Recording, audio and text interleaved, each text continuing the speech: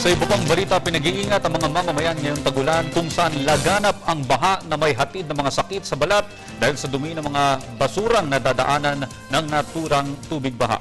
Para sa detalye, balita mo kami Jackie Sai.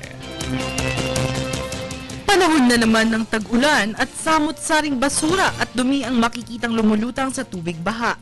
Dahil sa kawalan ng disiplina ng mga mamamayan at malasakit para sa kalikasan, kaya't pinag-iingat ng mga doktor ang publiko sa sakit na maaaring makuha tuwing may mga pagbabaha. Madalas nakakakuha ng mga skin infections gaya ng hadhad, alipunga, buni na nagmumula sa maduming tubig. Ito rin ang sanhi ng pagkakaroon ng open wounds gaya ng paglalambot ng balat tuwing nabababad sa tubig. Maaari rin ito magmula sa gasgas o sugat. Kung kaya't pagkakataon na ng leptospirosis na makapasok at kumapit hindi lamang sa mga tao kundi pati sa mga hayop.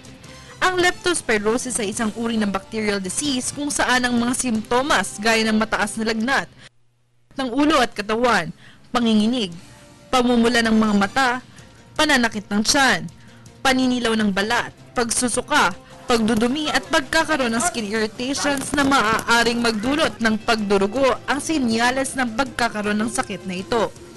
Ito ay kadalasang nakukuha sa ihi ng daga o mga hayop na may leptospira bacteria.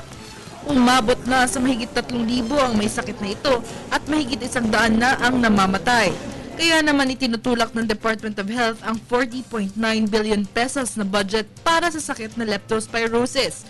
Kasabay dito, nagbabala na si Pangulong Aquino sa mga kumpanyang gumagawa ng gamot sa maaaring pagtataas nila ng presyo para sa nasabing sakit. Mga kababayan, hindi lamang ingatan ang kalusugan sa pagdadala ng payong at pag-inom ng mga bitaminang pangpalakas ng resistensya itong panahon ng tag-ulan, kundi alagaan mabuti ang balat at umiwas sa tubig baha. Para sa Telebisyon ng Bayan, Jackie Sai.